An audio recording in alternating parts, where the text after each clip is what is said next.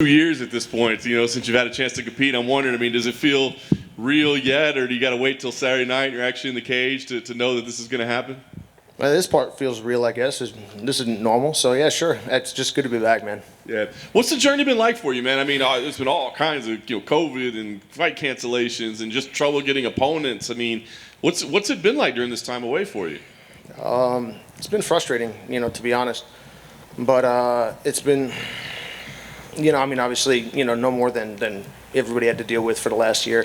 But fortunately, the gym's been fine, everything's been fine, family's good, everyone else is good, so no complaints there. The COVID canceled the first event, the one against Ricardo Lamas. That was a shame, obviously, for everybody. Rescheduled in August, everything good to go, training. Bogus medical test cancels that, get yanked from the card like 10 days ahead of time, and then of course like a week later they go, oh yeah, oops, sorry about that, and of course that doesn't fix anything. And then wait, train, finally get a great opponent in Dan Ige, the ranked fight that I was looking for, waiting for a very long time. And then for the first time in a decade, I get hurt. And you go, you got to be kidding me. And but honestly, that was a little bit of a blessing in disguise, I think, because I had a lot of nagging injuries and I had a lot of little things physically that were tough. And having to go to PT every single day, or maybe 4 days a week, for about 3 months straight to try to get everything right. I almost tore my hip flexor off of my femur 3/4 of the way, so managed to avoid surgery. But I really took the time to get everything right physically, and I feel a lot better. And it was extra opportunity to continue to improve tactically, technically, and that's been a fantastic thing. I'm just happy to be here. It's been a long time, but it's good to be back. Yeah, you definitely have a positive outlook about it. And like you said, it's been a bad year for a lot of people. But was there any part along this last 2 years you thought like, is this even worth it anymore? I'm not even getting to compete. Like, what am I doing? What am I chasing after? I'd be lying if I said that there wasn't, like days or moments where you're sitting there and you're a little bit, more frustrated than usual, kind of wondering, you realize it's things like that make me realize how much of everything is outside of all of our control. You work hard, you do your best, but that's life in a nutshell, man. It's like so many of the things that work out could have gone the other way, and it's easy for, all the things that have ever worked out in my life are because I'm awesome, and all the things that don't work out is because I got cheated. But that's a ridiculous way to look at things. So many of the things, you just try your best, you work hard, you do the things that you can do, and they will shake out as they will. And I think fighting is similar to that. All the fights that I haven't lost in a long time. I've done my best when I have been in the ring, but every single person I've ever fought could have come out with a W under different circumstances. And any time that I've struggled, I could have done a lot better. So it's just a reminder that, that's just the nature of everything. And a lot of times, things look different, from a distance, and that can be distracting. I guess almost like from a fan perspective, you act like if you won, you would always win. If you lost, you'd never beat that guy. Neither of those things are true. So this has just been a good reminder. I'm excited to be here. Friends and family have helped me so much. I couldn't be here without their push, and I'm just thankful. It was very well said. Look, I know you called out everybody in the division, and we're looking for the ranked matchup. You get Ilya. I guess at this point you fight anybody, right, just to fight. But what do you think of the matchup? Because stylistically, it does look like it's a pretty intriguing matchup. Yeah, I'm excited. I think Ilya is a great opponent. He's very tough. He brings a lot of skills to the table, and I was initially told when I got bumped from the rankings due to inactivity that was, beyond my control. I wasn't turning down fights. I was begging for fights, and I got crickets for the most part. And then the ones that did come up, were torpedoed for frustrating and, again, not my, doing. But anyway, when I was told I would be able to fight back in the rankings, I was excited, but due to timing, who's available, that wasn't on the list. And they asked about Ilya Taporia. I looked up who he was. I'd seen him fight prior. He's a very tough guy. I came here to fight the best. He represents a great challenge and a great opponent, and that's why I signed up immediately. I don't turn down fights. If you're good, if you're tough, I don't care who you are. I will fight you. If you're yelling about me and you're not very good, you can buzz right off. But as far as Ilya, he's a tough opponent. I think he's top class. I think that he's as good as many people in the top 15 already. And I look forward to competing against a big challenge on Saturday. And if we come out of there with a good outcome, I want to get right back in. And as far as I'm concerned, I am in the top 10 right now, because you look at how many people have been bumped out where I was ahead. We've got people that beat guys that are outside of the top 10 that are now 9, 10, 11, 12. That's fantastic. I'm glad for them. But I'm effectively at that same spot, had it not been for, circumstance. So I would look forward to getting back in and, and sorting out some of that unfinished business. But regardless, I look forward to competing again and again and again in quick succession, as long as I make it out of these things relatively unscathed. Nice. And I was gonna say, last thing for me, I mean, it sounds like you do kind of want to fight frequently, maybe make up for a little bit of lost time. But I mean, do you feel like you're gonna have to go on the rampage again, calling people out, or are you hoping that people step up to the plate this time? I think at a certain point, if you put together enough sustained success, people should not be allowed to say no to you. And also, the whole like, oh, too high risk, high reward. I'm like, get out of my face with that nonsense. And the other thing is, I'm putting my money where my mouth is, because I know how good Ilia Topuria is. I know how tough he is. But the fact of the matter is, he's only 2-0 in the UFC, and he just got in recently. And I'm willing. I can't ask other people to do things that I'm not willing to do.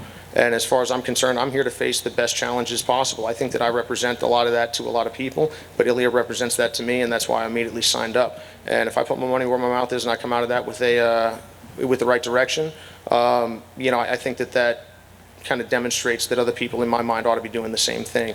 But regardless, I'm going to fight with everything that I can. I will play with all my skills on Saturday. I'll give it everything I got, and we're going to move forward in the positive direction, win, lose, or draw. Ryan, right behind him. Hey, Luke. Hey, man. Excuse me. Actually, can you come back to me real quick? I'm sorry. For sure, dude. Hey. Ilya's done some interviews leading up to this fight saying, he trains with 30 black belts all the time. Like, he has, 7 or 8 submission wins in his 10 pro careers. So for those, and he's obviously boasting about his grappling skills too, for those that aren't familiar with the different aspects of jiu-jitsu, how would you compare his grappling skills to yours inside the octagon? A fight's a fight, and I'm glad that Ilya is confident. If he weren't, he wouldn't belong here. But I'm absolutely one of the best grapplers, and the best grappler in MMA.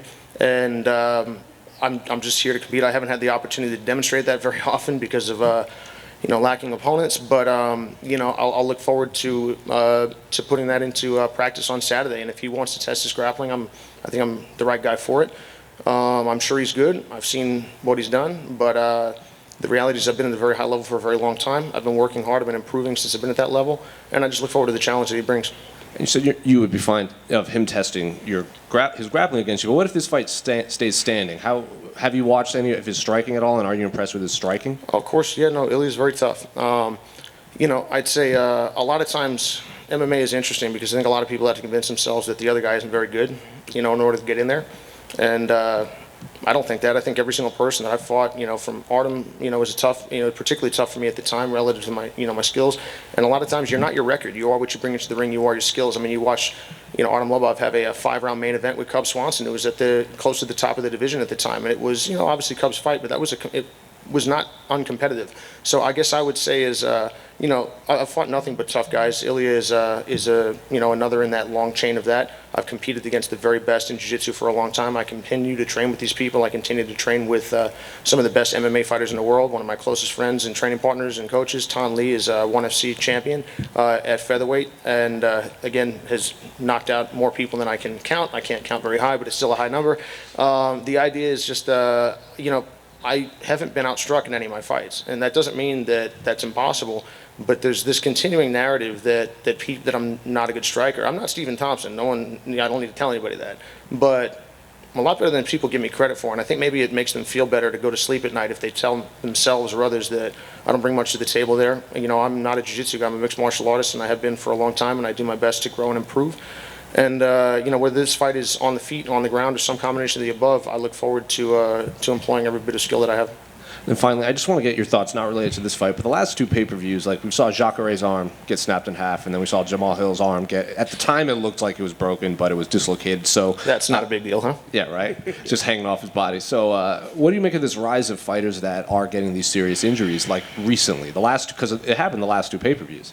I mean, if you're willing to step into a cage and fight another man or another woman for money in front of, God knows how many people, both, present physically and also watching, there's a level of bravery, courage, physical durability, toughness, belief that is required to do that, particularly at this level. And that's another one of the reasons. I'm not here to disrespect anybody. I respect every single one of my opponents for their willingness to get in, win, lose, or draw every single time, and and also for their skills that they bring. Every single person that I've fought is dangerous, and when you when you know that about the other person, everyone has the chance to beat everyone else. And also, people are there. This is not a grappling match. I love grappling. I love jiu-jitsu, but sometimes people, and this isn't a slap grappling match either. This is it's a serious business. You know, you can get hurt in there. And when you go in with a mentality that is necessary to perform at that level, sometimes injury occurs. I think in both of those cases, the gloves played a big role. And that is an interesting difference between, let's say, for instance, submission grappling and mixed martial arts. You know, it's like you got a little brick on the end of your hand, and if that thing gets caught in a weird way, you can be SOL. But I don't know. I think that, you know, that's a small sample size, and it's tough to make any sort of, you know, grand statements beyond ouch. But you know, both Jacare and Jamal are very, very tough. And you know, that's just the risk that's the cost of doing business, I think. And I'm just glad to see that both people are on the mend. One final thing. A lot of people are blaming the ref for the Jamal Hill. They should have stopped it sooner when he saw his arm. Where do you fall on that argument? You know, I mean, I don't have the fight right in front of me, so I can't say it. But I think a lot of times people end up blaming the referee. The refs have a tough job. You know, you stop it too early, people freak out. You stop it too late, people freak out. You know, obviously this is serious business, and you are getting hit in the head. You try to limit that.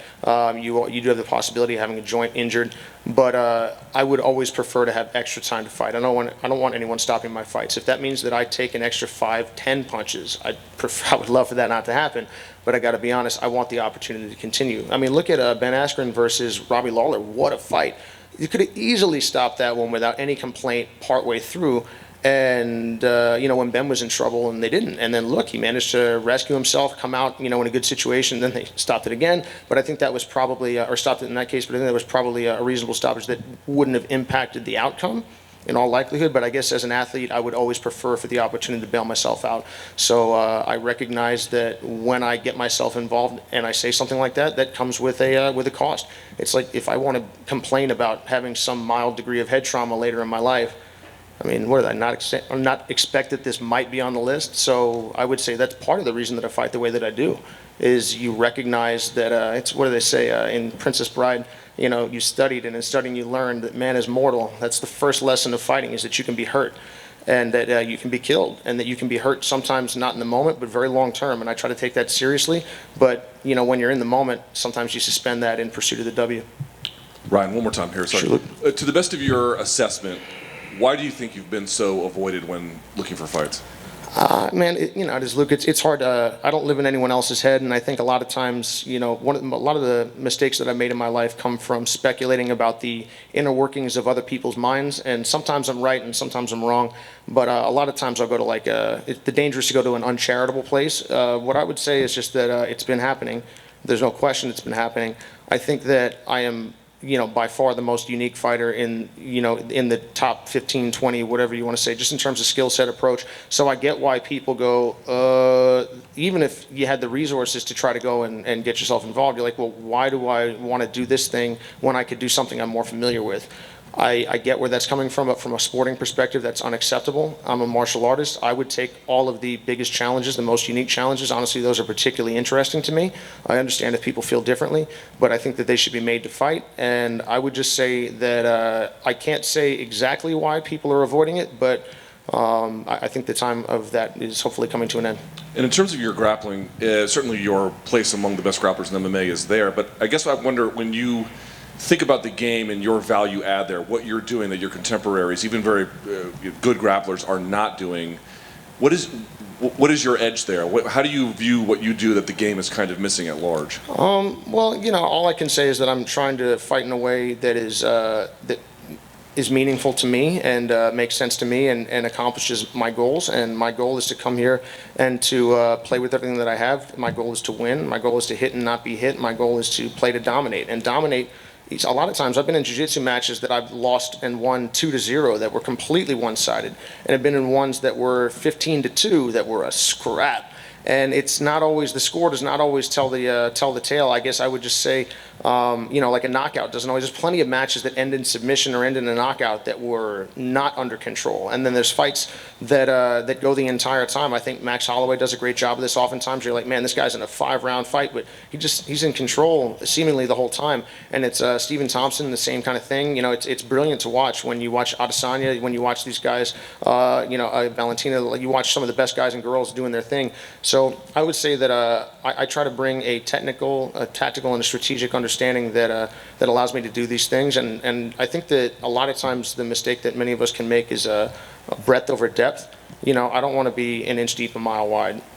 If I had to pick one or the other, I'd rather go the other way. Fortunately, you don't have to pick one or the other. So I've done my best to seek out many of the best martial artists and coaches in the world, and I said, hey, I'm not good enough. What do I need to do? How can I improve? And then I respect all of their opinion, and I take their advice, and I do my best to execute what they're advising me to do in a way that seems authentic to me and feels right for how I move, how I feel, how I think. And you know, also I'm willing to be embarrassed. You know, every single time I go out, I'm doing stuff that other people aren't doing, which means that when it works, generally speaking, it's written off as a gimmick. And if it doesn't work, if I get beat up, everyone's gonna say, ha ha ha, you nerd, you should have just, you know, double-legged everybody. And then I go, well, I don't think that would have worked for me either.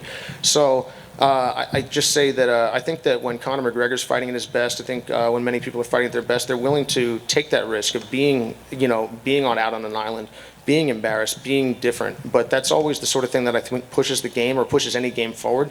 And then 10, 15 years on down the line, we forget that that person was out on their own saying and doing things that were a little bit different. And we go, yeah, well, of course, we all know. And then you're like, well, maybe. So I guess I would just say I do my best. I have the courage to be different, and I will display that on Saturday night. Can I ask you what it means to, back here in the back? Oh, sorry, sure thing. Hey.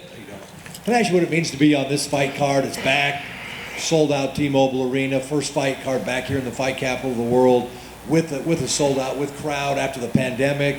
Just your thoughts, and being on the McGregor card. Just what does that mean to you? Well, I mean, it's neat. There's no question that it's obviously it's a big event. I've never been a part of something like this going on right now. So, it's not even fight night yet. So I would say it's definitely a neat thing. But you know, the reality is that it doesn't affect anything for me. There could be 10 million people. There could be no people. It's not any different. If someone starts to throw a pointed stick or a bottle into the ring and you're allowed to pick it up and use it, that will be different.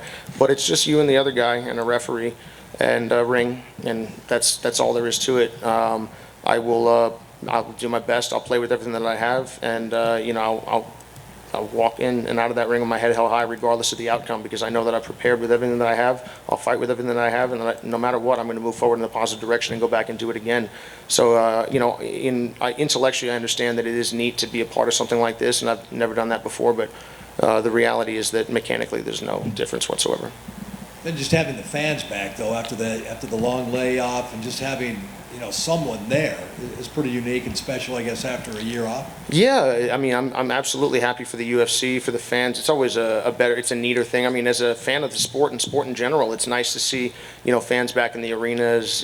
For obviously Euro Championship is going on right now, and it's a different game when people are in there as a fan. But as a performer, as a player, there is no difference. I don't care if we decide to fight in that hallway or out in this parking lot. I would make a minor adjustment for the hallway or the parking lot just because the floor's harder. That's a real thing. But as long as if they park the octagon out there, I mean, it's 6 1/2 dozen. I'm glad for everybody. I'm glad for the UFC. It's nice to see a return to at least quasi-normalcy. But again, there is no difference. Final question. Can I ask you what your thoughts would be on the commission no longer testing for marijuana? Just what are your thoughts on that? I don't think that that's the sort of thing that should be. It's an interesting thing. There's always, whether it's laws, federally, locally, or commissions doing their thing. A lot of times they're not necessarily in step with how people are, or the people with a capital P. And I guess, to see people, obviously, that we had a sprinter, recently she lost her opportunity to compete in the Olympics. As a result of that, I think that's insanity. I understand that the rules are the rules, and there's a certain level of that, but I think that, this needs to be changed. I don't have a dog in the fight at this point, but it's one where you go, hey man, it's just, is this a big deal? Yes, then fine. Is this a big deal? No, then what are we doing here? I'd like to see that. I'd like to see that adjusted, and I'm glad to see the softening. Again, I'm a big freedom guy. If you want to go hurt yourself, I would strongly advise you not to do it. But hey man, if you want to jump off of that bridge, that's on you. If you want to go smoke 15 pounds of weed every single day, that's on you. You want to sell it to my kid, we're going to have a problem. But other than that, it's just basically, are you injuring anyone, and are you taking an unfair advantage? No? Then it's not my concern what you're up to. And I'd like to see commissions, I'd like to see laws reflect that. Ryan over here on your left. just over here. Oh, hey, how you doing? Good. So you talked at length about how you had a long layoff, and it wasn't anything that you did. It was about a bunch of external factors that led to that. I'm just curious about, do you plan on competing more after this fight, win or lose? Oh, you're damn right. And how do you plan to combat ring rust in this fight? Ring rust is not a real thing. Last thing from me, I want to get your thoughts and predictions on the main event.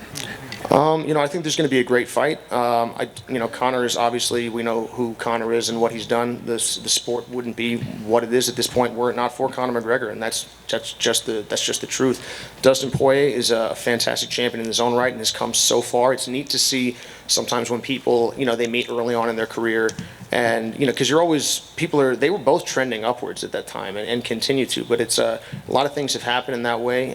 It's neat to see how both have grown. Conor has altered the landscape in a very real way, but he also adjusted the landscape on a technical and tactical level in a certain regard. And it was interesting to see him move away from that in his last fight, his most recent fight. Obviously, he's been getting himself in boxing more, and he was maybe having his eyes on a boxing match as well. But the reality is, this is not a boxing fight. This is not a grappling match. This is not a kickboxing match. Even though it can oftentimes two people can get in there and they almost look like they made an unspoken agreement to do that thing, and it'll end up looking similar. It doesn't have to be that way. And I think that was an interesting, exclamation mark on the last fight, because it looked like one person had an idea that he was going to go in there and run somebody over, and then the other guy decided that this was an MMA fight. Both people have great technical resources. Both are very tough guys. I'm looking forward to a fantastic fight, and I'm sure that Conor will make some adjustments, and that when he does, Dustin will make counter adjustments. I would just say that, I think this sport's a very interesting place with Conor McGregor in it, so I'd like to see him stick around for as long as possible. Dustin as well. I'm just looking forward to a great main event. Thanks, Ryan. Sure. Ryan, can you share some of your why is ring rust not real? Trainers in boxing, boxers have said it. Certain fights, there's no unanimity, but some athletes do swear by it. Yeah, I guess I think your mind makes things real. If you forget what it's like to compete, that's an issue. But it's like, let's say I've had coaches tell me, like, hey, if you don't feel nervous, you should be nervous. I'm like, oh my God, I was calm. And then you're like, wait a minute. What do they say? It's you can never walk in the same river twice, because even if the river's the same, you're not the same man, you're not the same person. So the reality is that I would just say that I've got more experience in my life. I've competed a lot in my life. I haven't been in the ring in a while, but I hadn't been in the ring in a while against BJ. I hadn't been in the ring a ton before the Elkins fight. I hadn't been in the ring in a while before the Gray fight. Had been a year. I hadn't been in the ring in a while between my last fight regionally and the Ultimate Fighter fight. It had been a year. Each time at those times I was about to walk away from the sport to go do something else, because I didn't perceive a path to where I was hoping to be. But all I can say is that I'll be calm, be composed, and play with everything that I have. I think a lot of times fighters, we're all people, and I'm no different than anybody else. We can all be superstitious, but people want to come up with reasons for why things happen, and have like let's just bottle it up in like power or ring rust or something. Like people tell me, man, why don't you go out and just finish everybody like against BJ? And I'm like, oh, am I allowed to do that? Oh, no way. It's ridiculous. Everything is a time and a place. And, like you zig when you should have zagged, you do the reverse. Everything's different. People miss punches all the time and they go, yeah, slip that. I'm like, no, dude, the other guy just missed. Like there was one against Elkins that I got my hair cut like almost, and I didn't see that one, man. And that was a fight that I think I dominated for 14 minutes and 57 seconds, but definitely not those 3 seconds. And I got away with one. And what would have happened if I got hit in the head? I don't know. I wouldn't love it, I'll tell you that much. But would it have impacted the fight? Very possibly, maybe not. There's certain people in MMA and in anything, you see, they could get hit in the head with a sledgehammer and they seem to be fine. And then oftentimes the wheels fall off at a certain point. But people want to come up with some sort of like tidy phrase for why things happen, that we can just write it off and I don't have to think anymore. And I think that's honestly, that happens in martial arts, that happens in everything. And that's why oftentimes I think that activities don't push forward and understanding doesn't deepen. And I would just say, no matter how I feel on Saturday, I will breathe, I will be calm, and I will play with everything that I have on the night. And you know, I don't, if I come out with a good outcome, that's fantastic, and that's what I fully, you know, will work to do and expect to do. But if I come out with a not great outcome, I will, you know, I'll accept that, I'll move forward, I'll make the adjustment that I need to make, and it'll be because I did things physically. We live in a material world. Ring rust is this like weird specter that I want to write off, oh, it's not my fault. Nobody has ever gotten caught with a punch. You were either standing in a place where you could be hit or you were not. None of you can punch me now. And it's not down to lack of skill, and all of you guys could beat me up, but you'd have to come over here to do it. So I would just say a lot of times I think there's a narrative adjusting that goes on, and I think fighters do this a lot, particularly because of the small sample size of fighting. I mean, you beat somebody once, people act like it would always happen, or you lose once, particularly like decisively or seemingly decisively. People act like it would happen all the time. I mean, just look at basketball. You know, I mean, 7 games. Can you imagine they played 100 games? You know, who's to say we'll win? But March Madness is wild because of what? It's a one-off. Fighting is wild because it's a one-off, and it's also a more volatile game in terms of its ability to end in an instant. But I think that because of the very small sample size nature, it allows for a lot of like witchcraft in people's mind, and I just don't buy into that. I hope that makes sense. Yo. One more. I think you went to South Carolina to train with Stephen Thompson. Mm-hmm. Can you tell me what was the thought process with that? Was it mutual? What did you get? What did he get? The thought process is, hey, there's Stephen Thompson. He's awesome. Wait a minute, he's my buddy. I should go hang out there, and we should train martial arts. And Stephen's one of the best strikers in mixed martial arts and has been for a long time. We met in 2012, my first trip to TriStar. I met him and his father, Ray, and I started training with Stephen on a very consistent basis, I think 2013, 2014. And, you know, anytime you have the opportunity to go and be around, you know, good friends, good people, and also some of the best martial artists in the world, I think that you take that opportunity with both hands. And so it was a pleasure to be down there. I try to be useful for Stephen, you know, as a grappling, you know, kind of dummy, you know, particularly given that he's fighting someone who's great in Gilbert Burns. It's pretty cool that he gets to be Stephen Thompson, and the fight starts where Stephen Thompson is Stephen Thompson, most of all. And, you know, I would love to have fights start on the ground. Can you imagine if Damian Maia got to start on top of people? That'd be pretty cool, but for Damien. But anyway, it's that is what it is, and Stephen is just unbelievable. And you know, I don't know if anything that we went over is going to come up in the fight, but I know that the things that Stephen helps me with always do, because again, that's where the fight starts for me. I don't have an option of avoiding that portion of the engagement. And I would just say that again, I hope I'm always helpful, but I'm definitely thankful to be there. I'm thankful for them as my friends and my training partners and coaches. And I'll look forward to as a fan watching Stephen's fight and cheering him on after mine. Thank you very much, guys. Thanks, guys.